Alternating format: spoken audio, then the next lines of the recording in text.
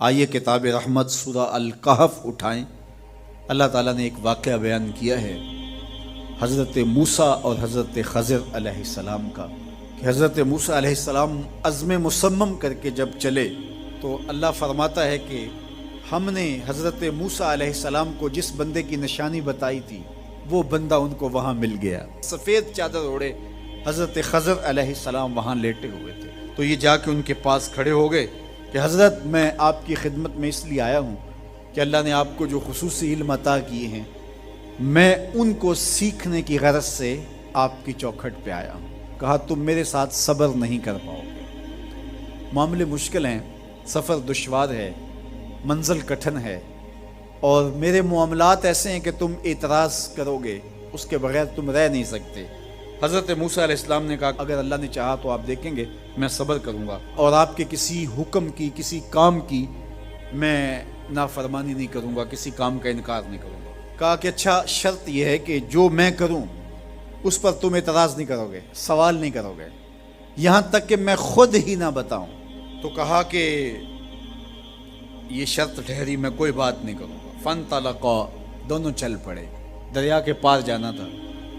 جو کشتی کا مالک تھا، کشتی بان تھا، وہ حضرت خضر علیہ السلام کو جانتا تھا تو اس نے کرایہ بھی نہیں لیا، لیکن جب کشتی پر سوار ہوئے تو عصا مار کے حضرت خضر علیہ السلام نے کشتی کا ایک پھٹا توڑ دیا۔ تو بے ساختہ حضرت موسیٰ علیہ السلام نے کہا آپ نے پھٹا توڑ دیا، یہ سارے ڈوب جائیں؟ کہا میں نے کہا تھا نا تم میرے کاموں پہ صبر نہیں کر پاؤ گے۔ تو حضرت موسیٰ کو یاد آیا، کہا میں بھول گیا تھا، اس پر مواخذہ نہ کیجیے۔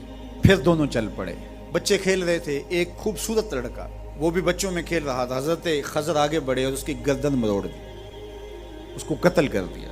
صاحب شریعت تھے حضرت موسیٰ علیہ السلام، نہ رہ سکے، پھر بول پڑے ایک جان کو بغیر کسی جان کے بدلے میں قتل کر دیا، اس نے گوایا کیا تھا ہمارا؟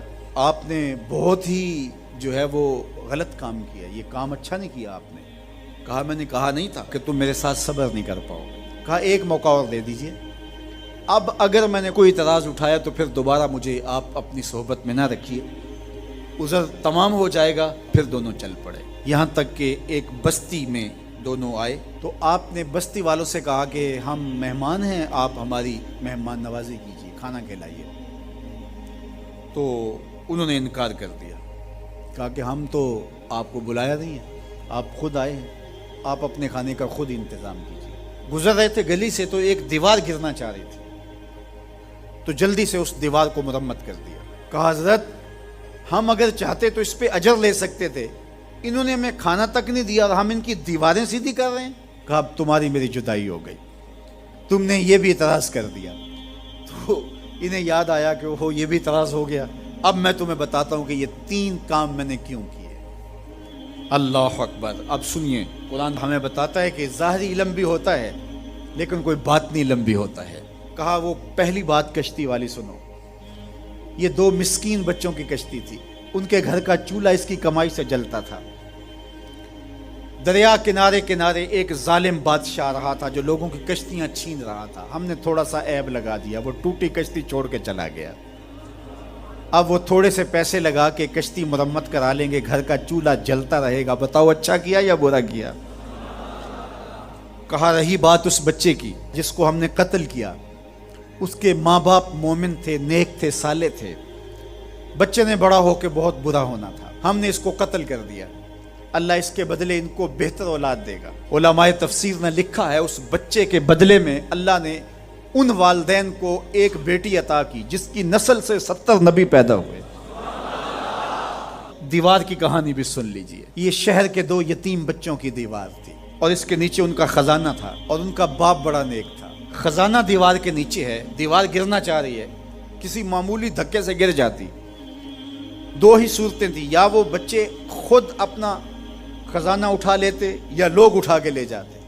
لوگ اٹھا کے لے جاتے پھر بھی ہاتھ میں کچھ نہ آیا، اور اگر وہ خود اٹھا لیتے تو بچے ہیں، بچپنے کی وجہ سے وہ اس کو اڑا دیتے۔ تو ہم نے اس کے اوپر دیوار کھڑی کر دی، جب تک وہ اس قابل نہیں ہو جاتے کہ یہ خزانہ نکال کے اس کو صحیح مصرف پہ لگا سکیں، اتنی دیر تک دیوار گرے گی نہیں۔ اللہ اکبر۔ وہ کسی وجہ سے دیوار قائم رہے گی، اور جب وہ اس عمر کو پہنچ جائیں گے جس عمر میں وہ اس خزانے کو سنبھال سکیں گے تو پھر دیوار خود بخود گر جائے گی اور یہ خزانہ نکال کر کے اپنے کام پہ لے آئیں گے۔ میں جب پہلی مرتبہ اس کو جو ہے وہ غور کے ساتھ تلاوت کیا تو مجھے یہ لگا کہ اس کا انطباق پاکستان کے حالات پہ بھی ہو سکتا ہے، اس لیے کہ یہ بھی یتیموں کا سرمایہ ہے۔ کتنے یتیم روتے بلکتے رہ گئے اور ان کے سر سے جو ہے وہ سائے اٹھ گئے اس وطن کے لیے، لیکن میرے مالک نے اس ملک کے خزانوں پر گہرے پہاڑ اور بڑی بڑی دیواریں کھڑی کر دی ہیں۔ جب تک یہ قوم بلوغت تک نہیں پہنچے گی اتنی دیر تک وہ خزانے ظاہر نہیں ہوں گے، اور جب یہ قوم اپنی بلوغت تک پہنچے گی، شعوری بلوغت، فکری بلوغت، علمی بلوغت، اور رب سے جو وعدہ کیا تھا پاکستان کا مطلب کیا، لا الہ الا اللہ، جب اس بلوغت تک یہ پہنچ جائے گی، اس وعدے کی تکمیل ہوگی، پھر رب دیوار ہٹا دے گا اور پاکستان کو اللہ اتنے خزانے دے گا اور پاکستان ایسا مالا مال ہوگا دنیا دیکھنے آئے گی انشاءاللہ۔